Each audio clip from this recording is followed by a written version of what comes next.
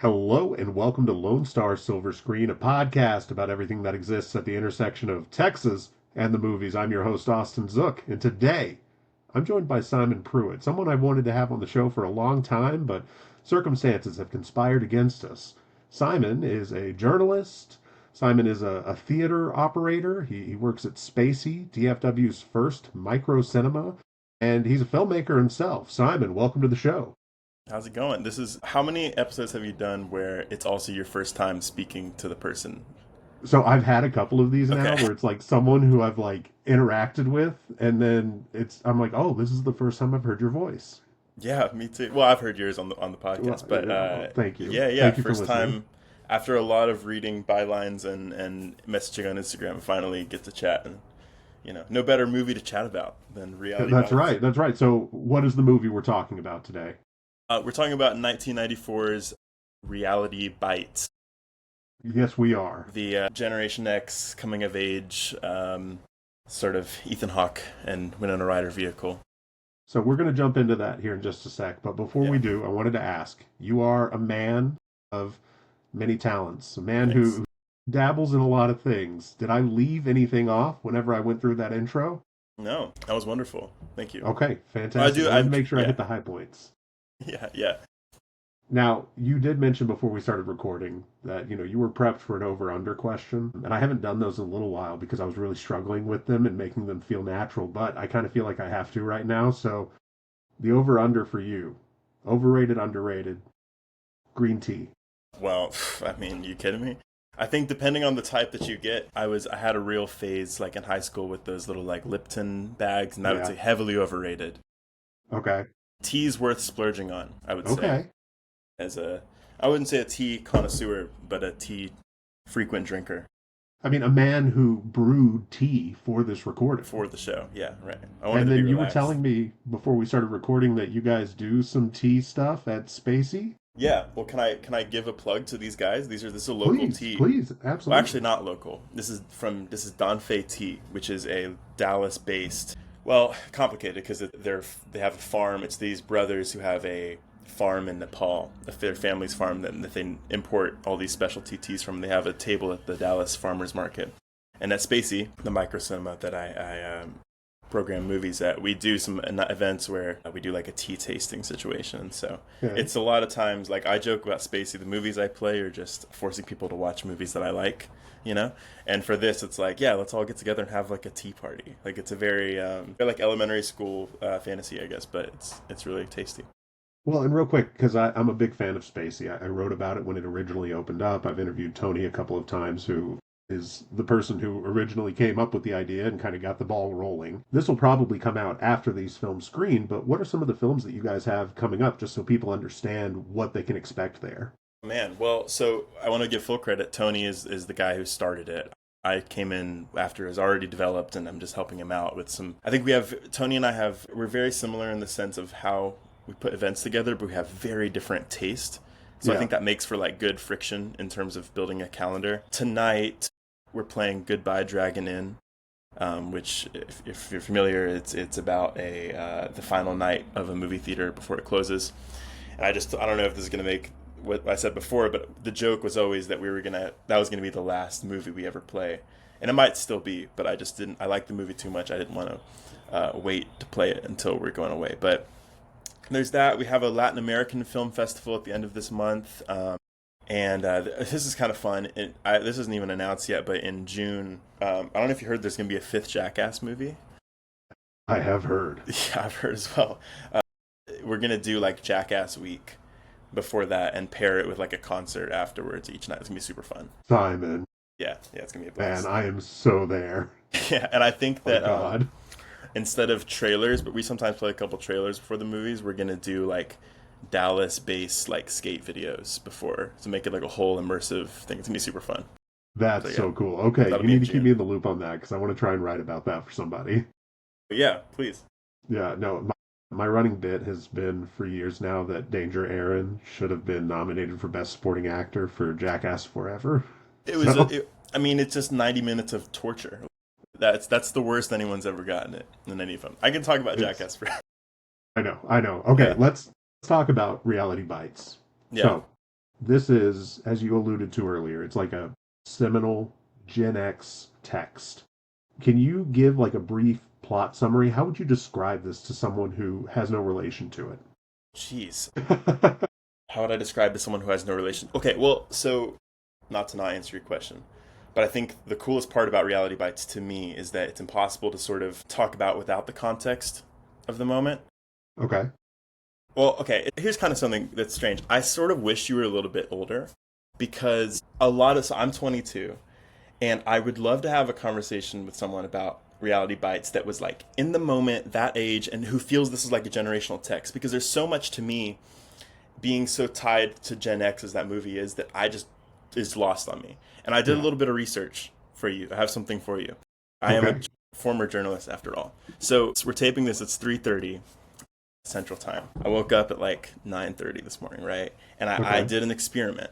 So from that time to now, just walking around the city, social media, I saw 27 different advertisements featuring a prominent musician, actor, or athlete, right? Yeah. And in my entire life, that's just been the way things are. I've never thought anything of it, right? Right. This whole movie almost hinges on the like how demonic that idea is. That how could you possibly attach your art to something that's, for another brand? And I think it's a very interesting movie to talk about because it seems almost like another universe, you Yep. know? You can't sell out, right? Like that was the whole thing. And I would say that you're right. I am like one generation removed from the people this really spoke to. This would be more like my parents' generation. But I think what's interesting about when I grew up, because I'm just shy of 10 years older than you, is we were kind of in the hangover of this period. So I got like the little bit where they were like, it's still not cool to sell out, but maybe it's okay. So I was kind of growing up in that transitional period, and it was really interesting to watch people kind of navigate this and get to where we are now, where it's like super commercial and it's weirder if you're not selling out. So how were you originally introduced to Reality Bites? I don't remember the reason I first watched it. I'm a big Ethan Hawke fan. Me too. That was probably it. I remember the upon first watch and then sort of. Sorry, this bird is killing me right now. I don't know if you can hear it. You're good. You're good. My Um, dogs make cameos sometimes, so don't worry about it. okay. What stuck out most to me was I watched it not knowing that Ben Stiller directed, starred in, produced, and not realizing how young he was in the moment too. He was really on like I don't know. I feel like in the moment I would have expected him to be on a very like Woody Allen sort of written, directed, starring trajectory, and he did that a little bit, you know. Um, but yeah, that was unique. I didn't No, answer your question at all. it's no, you did. It's really interesting to because I'll be honest, I had never seen Reality Bites. I knew it only by reputation, and then I watched it for this podcast. Oh, you're kidding, really? I swear, no, I was really. That's one of the Okay. reasons I was excited about this, is because I knew it, I knew of it, but I had never sat down and watched it, and I did not know this was a Ben Stiller joint. And so when I sat Yeah, down and it was like directed by Ben Stiller, I was like, that Ben Stiller? yeah. That's crazy. So wait, okay, so I guess you were familiar with it but hadn't seen it, right? Correct. So I've seen this movie I think 3 times now. I Okay. rewatched it for the podcast. What did you think? I didn't realize this is your first time. I liked it. I think it is very Gen X. I mean, it really does just feel like something that was made as like a manifesto for that generation and kind of the slacker ethos that really permeated the early 90s. I think Winona Ryder's incredible. I love this period of Ethan Hawke. It's like this and Before Sunrise, where he's kind of like a little douchey. And now he's so soulful, and I'm sure he can still do this, but he doesn't really do this kind of character anymore. But like that early period of Ethan Hawke is a very specific kind of guy that he managed not to be typecast as. But this is right in line with. Yeah, it's sort of deviations on the same idea over and over again, and it all works. Yeah, But right. but No, you he's great. yeah, and you leave like you're charmed by him, and he's best because he's Ethan Hawke and he's dreamy. But you watch it, and it's just like, man, this guy kind of sucks. Like in all the movies, it's a weird tightrope to walk where he somehow remains likable while you acknowledge like, man, it's the worst. And also I think in reading like reactions in the moment to this movie, You watching this, put yourself in Winona's shoes. Which side would you have gone with? To me, I think it's obvious in 2026. I think it's obvious too. I would have gone with Ben Stiller. Yeah, absolutely, Yeah. right? And I think that was unfathomable 30 years ago. So I guess let's take a step back. I guess we should describe it for anyone who has not watched the film. So this is a very simple explanation of it, but basically you have this group of friends. They graduate in the early 90s. They're living in Houston. Winona Ryder plays the lead. She is like a producer for a local television show. Ethan Hawke is kind of this guy she doesn't have a thing with, but they're friends, and you can tell she kind of likes him. She ends up going out on dates with Ben Stiller, who plays like the stereotypical like careerist guy who, I mean, has a good job, works in television, but is like a he's nice. He's not like the douchey version of that, which you would get in a much worse movie. Like he's actually a really good guy. Not perfect, but like basically decent. And then it's just kind of this weird love triangle develops between Ethan Hawke, Winona Ryder, and Ben Stiller's characters, and they're all just trying to find their way through early 90s Houston. Is that pretty accurate? Absolutely. And I think that you're absolutely right that in a much worse movie, given the sensibilities of the time, you would make Ben Stiller this like exaggerated, in a way that Ben Stiller plays really well. You'd make Right. him like, He would have been great.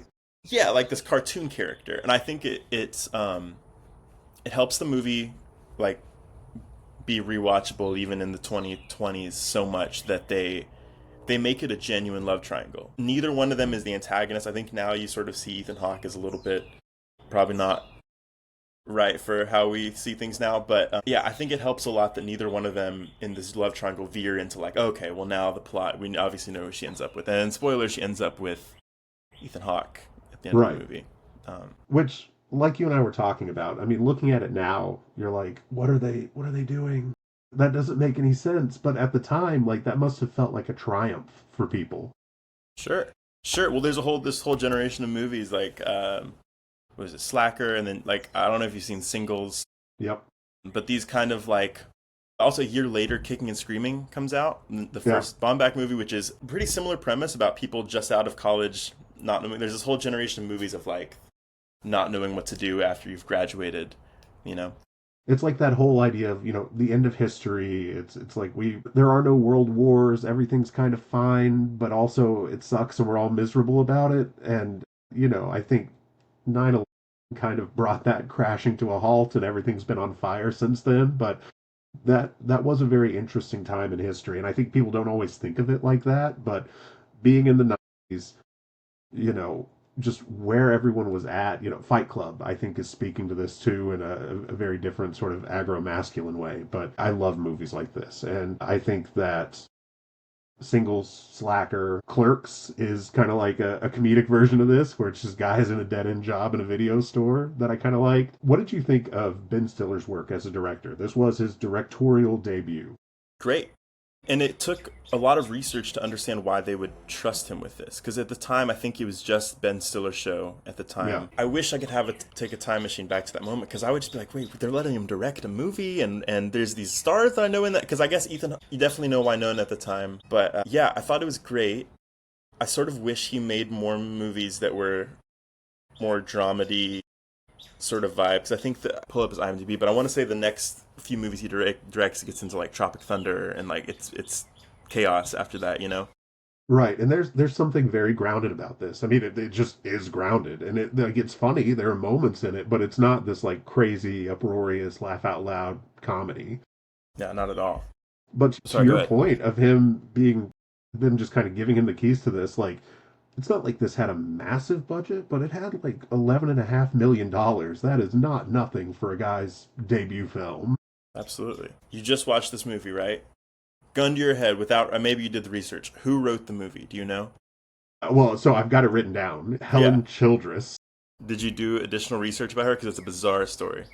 So I did a little bit, but please, what did you find No, out? I don't. You probably know more than me. It's Helen Childress is the woman who writes this movie. She doesn't have another IMDb credit until 2016. So she has Reality Bites, and then she goes 22 years without any listed written or directed work. She ends up creating the show Good Girls, Okay. which is pretty 2010s thing. But there's this really weird. She's from Texas, writes this movie, and then as far as I know, it was willing just the step back from the industry, which is so strange because this movie is wonderful. Yeah. Right. No, I completely agree. And she feels like someone who you would have in the 90s in like that indie boom era where it's like she wrote something like this, it's pretty personal to her, but then the movie comes out, does pretty well received overall. And it's like usually they would be like, "Hey Helen, what else you got?" And she would have done like five more of these that would have probably had diminishing returns, but she avoided that. Totally, yeah. And then I have Ben Stiller's directorial. So he has this in '96. It's The Cable Guy, 2001 Zoolander, 2008 Tropic Thunder. So Yeah. it veers into this like psycho comedy direction. Then he's Walter Mitty, and then Severance, I guess, is maybe a little more on the serious end. I don't know. I feel like everyone who's involved in this movie, if you would have watched it I think everyone who's involved with the movie except for Ethan Hawke ended up in a different place than you probably would have expected. Ethan Hawke Yeah. sort of follows this same vibe of movie that he's always in, right? I would love to talk about Janeane Garofalo if you have 2 minutes. We will talk about Janeane Okay. Garofalo. But yeah, it's just an interesting inflection point for a bunch of people that are still kind of in our lives, but in radically different ways, you know? Right. Well, and so this is Winona. I think the quote that she had was she wanted to do something like this because she'd done a bunch of period pieces and she wanted to do something where she could wear blue jeans. And I think she's really wonderful in this. I think this is her at the peak of her powers, essentially. But then, a few years later, you get her fall from grace, where she's got the shoplifting scandal and all that. And of course, Stranger Things kind of brings her back. She's in Beetlejuice, but she's not really a superstar. And you would have thought, based on her 90s career, you would have expected her to be, I don't know, like a Meryl Streep adjacent almost, right? Like she would be like what Anne Hathaway is now, but she wasn't able to maintain that into her 40s, basically, right? Yeah. And I think that's all circumstantial. The shoplifting thing is so stupid. Like that would It's so that dumb. would not crack the top 20 stories in a news day in Right. 2026. She would probably be more loved if she did that Yeah, now. totally. Yeah. So we were talking about Helen Childress. So she based this on some friends that she had and their experiences in the early 90s living through a recession. And you might have found this whenever you were doing your research, but apparently she actually was sued in 2005. Were you aware of this?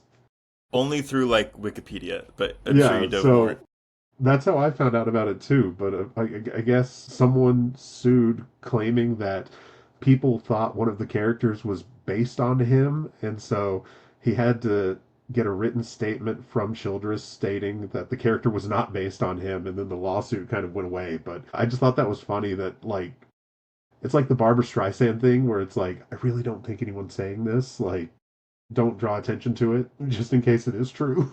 Would you sue if somebody based a character in a movie on you? I think there's a level of specificity that I would consider it maybe, but I don't want to divulge what those things would be. Okay. But surely that was a joke. I have nothing to, but I'm sure there is something like maybe. That's So crazy. let's talk about So I don't. So for the Winona thing, we have like the stupid shoplifting thing is like exactly what you said about her. Like, man, she seems like she's gonna just dominate these next 20 years. I don't understand why it never worked out for Janeane Garofalo as an outside observer.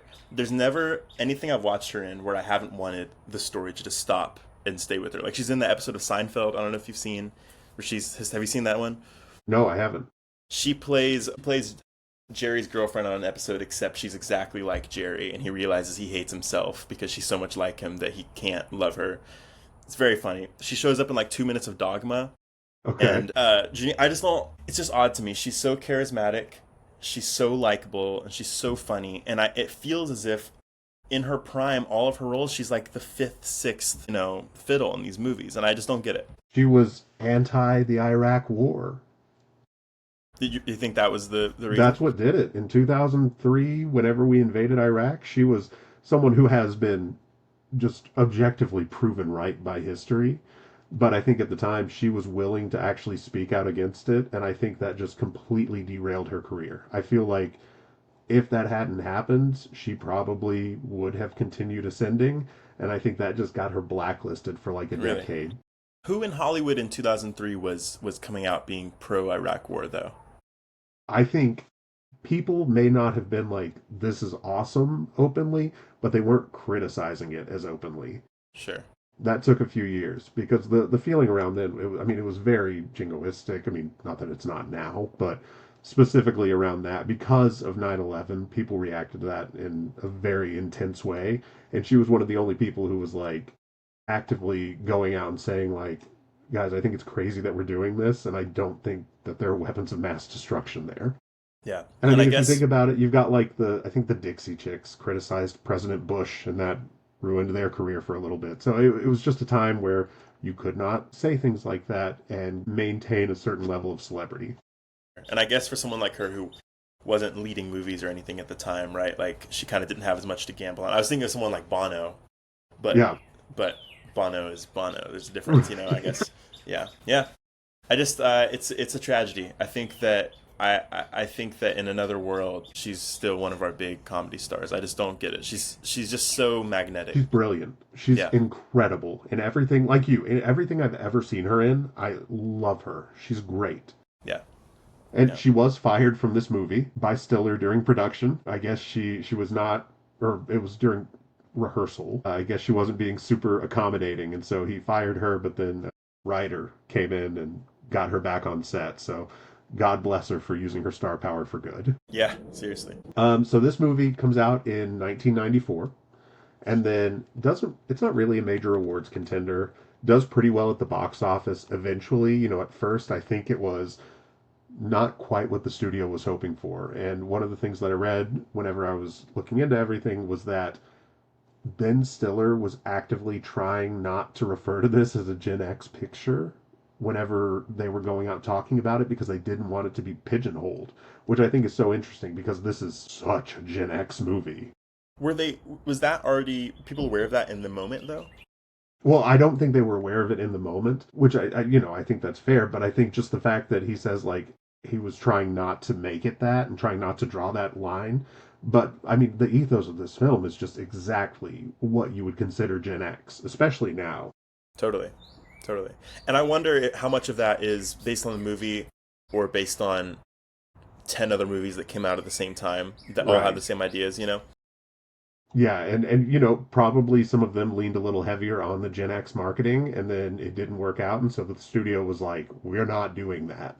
Since then, are there any okay, so there's like definitely a thing that's like a Gen X movie, right? Can you think of a generationally like marketed and intentionally presented movie since that's not from Gen X? What's like God, in the moment a millennial movie or a Gen Z movie? I can't think of it. that's a great question. Well, and I think like right now specifically, we don't make this kind of movie that often anymore, where it would be like people just kind of dealing with real world issues at this level. I think now things have to be kind of high concept in a way that skews this. Like, Why do I you think think, that is? well, I think it's because people feel like you have to eventize everything and you can't, people, perception is that people don't care about stories like this. Do you agree with that? I think I might agree with the perception. I might agree that the perception exists. Yeah. I was gonna say there might. I'm just not. I don't. This is just coming to me, but there could be something to the fact of. Yeah, I don't know. It's weird. I wonder if like with television and social media, if telling a story like this would be too complicated, like cinematically, because a lot of these conversations and like the you and me and $5 and getting on, playing in the college bar, like those kind of experiences don't totally exist in the same way. And obviously they don't have to be that to tell a story, but I wonder if like to tell a young people story is just too complicated with how the trappings of living as a young person are. Because I'm 22, so I'm basically exactly the age as these people are in the movie. And yeah, I don't really know how I would capture my generational experience right now, even if I wanted to. Well, and my guess is also that we may be at a point where like your generational experience is going to be captured 15 years from now when someone your age is able to, make their indie darling film and Sure, it kind of recaptures this moment. sure, yeah, I'll be there. I'm thinking of like Greta Gerwig's Lady Bird kind of does that for the early to mid 2000s. Yeah, I have a Greta Gerwig note. Please. Well, I don't want to totally derail things, but I have like You a can theory derail it. about It's this movie. fine. Okay, I have a theory that could be completely unfounded because I haven't talked to any of these people. Okay, I want it. Well, I listened to your Support the Girls episode, which is a great Andrew Bajowski movie, Yes. and I was thinking, I like that you did that by the way, because that's like a late Bajowski, like that's like 2016 or 7. I feel like that's sort of Yep. after the like indie, whatever. So this movie is Winona Ryder's character is it Winona or Winona? I've never known. I Yeah, think we can do either. I've said either, but on this Yeah. show already. So, but her writer's character is making a documentary about her friends, right? And there's a camera in Yeah. their face, and it's shaky, and it's lo-fi, and they're just sort of telling the story. I think this movie created mumblecore. Oh, okay. So, uh, this movie comes out in '94. Noah Baumbach's 25. The year later, Kicking and Screaming comes out. Kicking and Screaming has the Baumbach like sheen to it, but it's not totally a mumblecore movie. I don't know if you've watched it recently. It's like I don't know. It has more in line with like '80s like college comedies than it does the what you associate with that style. Duplass brothers are 18 and 21. Andrew Bajowski's 17. Up until this point in film history, the materials to make a movie, camera, audio, it's not totally democratized. Like you can't. I mean, of course, people made tapes and stuff in the '80s, but you couldn't really put together a feature-length movie in the '70s, like you suddenly could in the '90s with cameras, right? And so, I have this theory that all Okay. these people, I love mumblecore movies, that these people are all this ripe age when the film comes out and are seeing this movie that hinges on a plot of just sticking a camera in your friend's face and nothing's happening. But you keep watching it, you sit with it, and you kind of understand yourself a little more. And then something profound like seeps under the surface. And then the next 10 years of movies in this like Sundance generation are all just like this movie, but just a lot more lo-fi. And you have like the puffy chairs like 5 years later. You have the whole Gerwig thing, and it's really cool. I don't know if could just be completely in my head, but it makes sense to me. I haven't seen a movie like this before this. You know Well, what I I'm so mean? glad you said that, and I don't think you derailed us at all. Because one of the questions I wanted to ask you was, do you think this movie has a legacy, had an impact on culture? And I think that's really astute, even if it didn't directly cause it. I think this is definitely kind of in that lineage of mumblecore. Like this is a proto mumblecore movie. Totally. Yeah, I don't think it definitely didn't cause it, but it's like it definitely accelerated something that was Yeah. brewing under the surface. You know, as far as it having a legacy, I think that. So I did watch Singles in preparation for this as well. I don't not that it was necessary. I think this movie, um, Reality Bites. I think that its legacy is so closely tied to Clerks, Singles, Slacker, but I think it's a lot better than those movies. Okay. And I almost want to say that its like cult following is almost a little bit undercut by the fact that a few other movies came out with very similar ideas. Like I think this is a better movie and could be seen not as the Gen X era, but just as a Okay. great movie, and would maybe be more seen as like that. Man, this is the Ben Stiller debut, and this is someone who's in our lives for the next conceivably 40 years now if Severance keeps going. You know what I mean? Yeah. Well, and so I'm glad you said that because one of the other questions that I had, I wanted to talk to you about the Texas ties of this film because we already talked about how the screenwriter is from Texas. It's set in Houston. They do some exterior filming in Houston, but they do a lot of interior stuff in LA, whatever. I was going to ask if you think the Texas of it all is important to this film. Like, does it matter that this is set in Houston in any meaningful way? So I didn't grow up in Texas. Where did you grow Um, up? I grew up in Chattanooga, Tennessee. Oh my God. Yeah. Did I know So that? your family's yeah. Well, I think briefly we may have touched on it. We Isn't we your might yeah we may have mentioned that. Yeah, my fiance's family lives in Clarksville, Tennessee. yeah yeah yeah. Yeah, yeah, yeah. So We talked about this. I moved here at the beginning of high school, so Okay. perhaps there is a more of Texas seeped into this movie than I picked up on. And of course, this is the Lone Star Silver Screen, so we're gonna talk Texas. But to me, I didn't pick up anything that was explicitly Texas about the story. I don't know. What about you?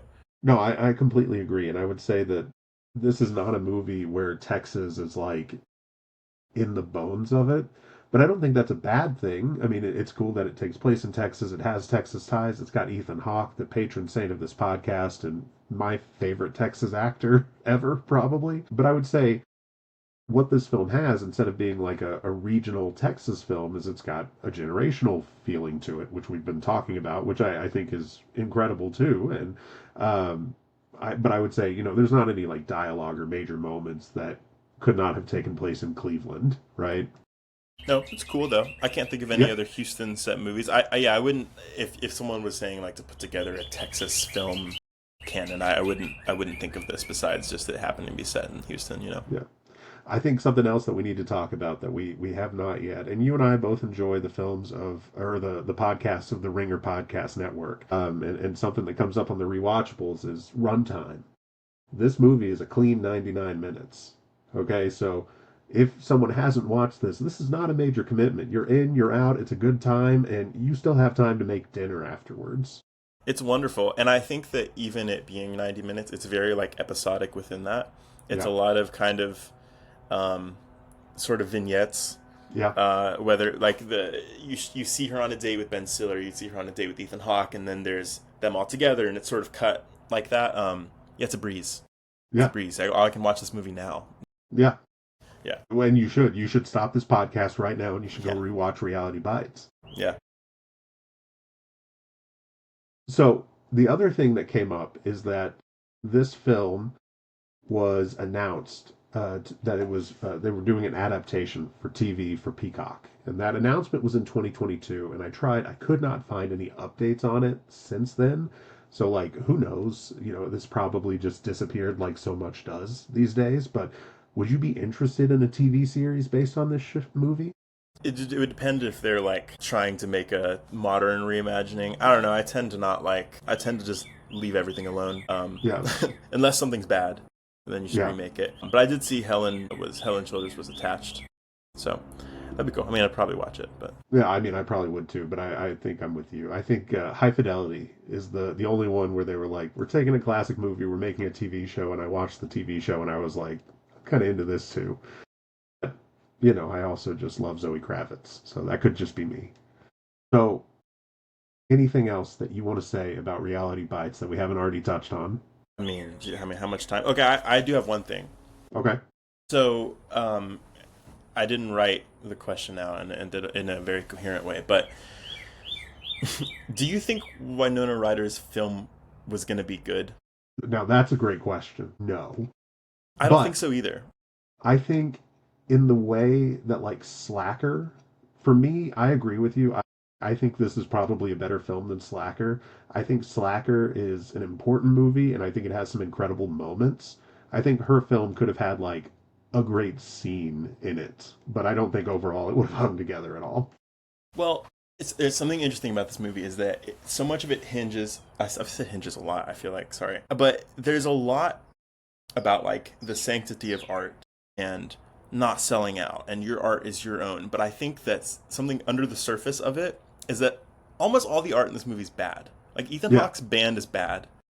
Winona's movie is not good, yeah, and like ultimately, you know, she's so upset, and when the scene where Ben Stiller takes it and kind of recuts her movie and plays it in front of the producers, and it's a great laugh line. He totally changes the vibe of it.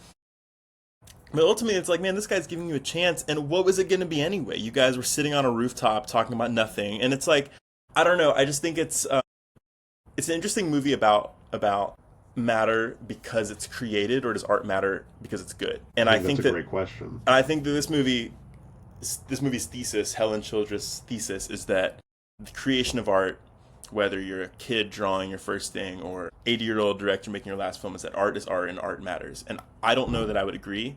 And I think that Ethan Hawke's band, Hey That's My Bike, is probably breaking up not making it to the next gig. I think that Winona's, if she's finishing her film, who knows? YouTube doesn't exist in this thing. It's going to wind up on like a VHS somewhere. I don't know. It's I don't know. Where would you land on that spectrum of like art matters because it's art, or art matters because it's good? Well, see, I think that's a great question. So I've got like these little figurines. I have a friend who travels a lot, and every time she goes somewhere, she'll get me like right now I'm holding this little Colosseum replica, right? And so this is a tangible thing, and it holds value, right? Like the value might go up, it might go down, it might not be a lot of value, it might be a lot depending on the thing, right? And I think the value of art is kind of like that, where having been created, I think there's value to that, but it doesn't make it good. Like, I think going through the act of creating, getting something out there, putting yourself out there, I think that's admirable. I think that's awesome. Sometimes it doesn't work out, you know? And I think maybe these guys are in the place where they're like they have not accepted that it doesn't necessarily have to come together, right? They're like, no, like even if it doesn't come together, it still rocks. And it's like, no, sometimes it doesn't come together and it doesn't rock, but that's okay. It's cool that you did it. Move on to the next thing. Sure. But do you think that Winona Ryder makes a good film in her career? Do you think she makes a film in her career? And the character, I Ooh, mean. like ever. Yeah, and do you think Ethan Hawke ever writes a great song? I think no to Ethan Hawke writing a great song. I think Winona Ryder, no. I think she becomes a producer. She probably does a good job working behind the scenes somewhere, but I don't think like I don't think she's going to be Greta Gerwig, you know? So then ultimately the celebration is the process of trying and not getting any closer to greatness regardless. I think it's meeting greatness on your own terms. I think it's But did and they I meet think that? If ultimately she's scrapping this in a year and she's in her dead end producer job and like I don't know. I think there's a way of seeing this movie which ends with Winona Ryder and Ethan Hawke moving in together and they're gonna make it. They're gonna you me in $5 and we're gonna like I think there's a type of person who sees this as a really like nihilistic ending. Like here are two really um, people that have the best interests in the front of their mind, but ultimately probably aren't going to make it together and probably aren't going to make it with what they're trying to do. And I don't know, you can overthink it, and it's just sort of I don't know. It no, yeah, scares no, me. I completely agree. And I think Yeah, there are a lot of movies that have an ending like this where you're like you're supposed to end and be like, this is fantastic, you know, great, they ended up together, but you're like, there's no way like this works out. Like I think of Licorice Pizza, Paul Thomas Anderson's movie from a few years ago. You know that film ends with Alana Haim and Cooper Hoffman's characters running through the streets, right? And they're holding hands, and it's this like big exuberant moment, and then it ends. And whenever they were talking about that film, someone asked them what they thought happened next, and Alana Haim was like, I don't know, we probably trip or something, and I call him an idiot, and I don't talk to him for 6 months. Like the characters are still the characters and the ending doesn't change that, but I think if there was like a Reality Bites 2, which god forbid there never will be, I think it would be kind of maybe think of something like the Before trilogy. Have you seen all of those films? of course. I love those movies, and I think those movies kind of deal with this in a really interesting way where it's like you have this big romantic moment, and after the first movie, the audience is like, oh my God, they're definitely going to end up together. And then you find out, like, they kind of don't at first, and then they do. And then the third movie is, well, they end up together, but it's not a fairy tale, right? You've still got to you're still a human being, and you still have flaws, and you're still going to not get along all the time. And I just think most films don't have the benefit of being made by Richard Linklater and being a trilogy made over, 20 years to explore that. Yeah, But as a totally. thought exercise, yeah, you could just keep going down the rabbit hole of like Ethan Hawke's character becoming an alcoholic or something and being miserable. Yeah. Yeah, it's interesting. It's yeah. I think that weirdly there's two really great personality tests that come from watching this movie. And the first is obvious. It's like who would you go with? Are you going to end up with Ben Stiller or are you going to end up with Ethan Hawke, right? And then the Right. second one is where do you think these people are going to end up at the end? And I think both ways you sort of tell a lot about how optimistic somebody is, but also I don't know. It's yeah, it's interesting.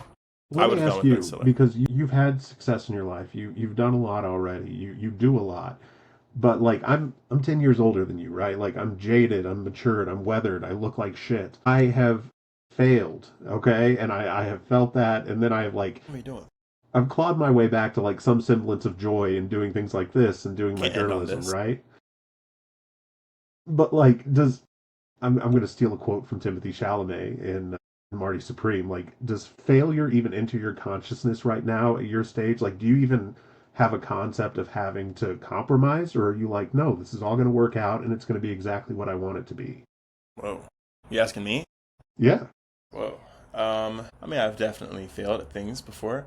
sure. I think answer this question. Okay, I will. This this is something that is youthful of me that is probably, I hope, not going to be beaten out of me at some point. But so I just started making my first. I told you about the movie I'm making. Can I Yeah. talk about it for like 2 seconds? Yeah, please. So I'm making this documentary about the Green Party, and of my 20-second pitch that I've told everybody is like, we're following 5 Green Party campaigns through the 2026 midterms, right? And we just got back from Portland, Eugene, Oregon, actually shooting it, and I'll be going up to Chicago next month. And my 2-second pitch for the doc is like, right wing, left wing, everyone wants a third option, and there is a third option, but everyone's like, but not that one. And that's very funny to me. It's like if you're dying of thirst in the desert and you find a glass of water and you're like, well, is it like Dasani? Is it purified? Like, who cares? Like, drink the water. Like, the world's burning. We have to do something. It's very funny. Anyway, I love that. longer way of saying I'm trying to get close to the Green Party to understand why it isn't connecting with people. But all that to say, the youthful part of me and asking about failure is I don't understand. I feel like making movies, you see these like college film sets, right? And there's like 30 people that worked on it. And I don't know about you. I didn't go to college, so I'm probably a bad person to talk about reality bites with, to be honest. But Okay. if I'm in film school, right, and we're making a 10-minute short film that no one's going to watch, I'm not going to be the script supervisor. Yeah. You know what I mean? Like, I'm Yeah. not, this is make-believe. Like, I'm not going to do something that's pretend and not have it be exactly how I want it to be. Like, there's this great have you ever heard of this documentary? It's actually, this would be a great episode of the show. It's called Ren Fair. I think it's Lance Oppenheim who directed Some Kind of Heaven, and he's like a really great documentary filmmaker. It's about a Texas Ren Fair, Renaissance fair, where the king, like the owner who also plays the king, is about to die, and there becomes a succession plan of who's going to take over the actual mantle of the king within the Ren Fair, but also the business. So it's like a meta thing. It's great. Okay. And it's interesting because they're like, there's people who are like, you see them in their real lives, but then they're like the queen or whatever in the Ren Fair, and they're trying to like jockey for the position. It's like a real fantasy story, but also real. It's fantastic. Yeah. But I was just so tickled watching that documentary because everyone assumes a role in the Renaissance Fair. And there's people that are like peasants in the pretend Renaissance Fair. And it's like, why am I going to play pretend and not be the king? So all that to say, with your question about like, have I been confronted with failure or not doing something my way, I see this all as pretend. Like if I'm going to be in a real job with a real company, like I'll work my way up the ladder. But if I'm making art and doing something creative like spacey, and I also have a music venue I do called Sounds B-Side, which is like, I refuse to do something fun and not do it exactly the way I want to do it, because otherwise, like, we're kind of losing the point of it. Like, I'm not going to be I'm not going to not do something I want to do creatively, if that makes sense. So that's probably my most youthful thing, and I hope that doesn't change, because I think it's kind of silly. No, I love that. I think that rocks, and I hope it doesn't change either. And I'm here to support you however you need. Yeah. Now, before we do plugs and close out, I do have a closing question. You're the first person I'm using the closer on, okay? Okay. So, Simon, we end every episode of this show by asking our guests a simple question. Tying everything back to Texas, what's something you love about the Lone Star State? Ooh. Can be anything. Well, I went to South by for like a day trip on Monday. I live in Dallas. We both live in Dallas. Is it mostly Dallas people you have on the show, or just anyone? I'm expanding now. It was mostly Dallas. Now it's all over. Okay. Well, I'll tell you something I love about Dallas specifically that is applicable to other cities, but Texas is so big, but Dallas is very centralized. And so I went to Austin for South by and came back in the same day. It was like 3 hours. It was wonderful. 3 hour, but 6 hours altogether. But Texas, a really cool thing about Texas is it has 4 major cities and a lot of really cool small towns that are all very different from each other and all sort of accessible. Like obviously you're going from like Marfa to Dallas is quite far, but it's all within the same state, but all so varied. And you can do a road trip that's just Texas and feel like you went to 5 different countries. And that's really unique. And weirdly, Tennessee has that a little bit too, with like Memphis, but Texas is probably the most dramatic version of that to me in the country. So I really enjoy that. I really enjoy Austin and San Antonio, and there's a bunch of small towns that I have like rewards on the coffee shops at. They think I'm local. Like it's wonderful. So I love, yeah, Texas is great. What's your favorite thing about, or what's a thing you love about Texas? I mean, something first off, I love what you just said. You know, my day job is working with a company that supports independently owned pharmacies. And so when I first started this right after I graduated college, I was a field rep. And so, like, I would just travel around the state. And I specifically had North Texas and West Texas. And so I would just be driving from like Dallas to Marfa, for instance. That's something I did every single month, at least once. And it is kind of incredible just how different everything is and just the people you can meet in the local restaurants and coffee shops. It rocks. You know, the thing that I love is kind of tied to what you said, and the thing I always come back to is just the diversity of the state. You know, just you can literally be anything you want, anywhere you want within the confines of Texas. Like, there's no limitation. If you want to go be a cowboy, like, go to Amarillo. Like, if you want to be a doctor or run a healthcare practice, go to Houston. Like, everything is available to you here, and you just have to be willing to find your niche. Yeah, that's a great way of And putting it. I think the other cool thing is that it's evolving, right? Like, 10, 15 years ago, Dallas was not what it is now. I think there's so much more opportunity, especially if you're interested, like we are, in the arts and entertainment. I think it's really coming up in a really exciting way. Brian. All right, Simon, thank you so much for joining me today.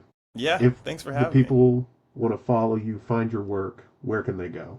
Instagram, it's my name, Simon Pruitt. And I'm writing a little bit. This movie will come out someday, but if you want to come see me, my schedule is literally everyone knows where I am at all times. I help run a micro cinema in Dallas called Spacey.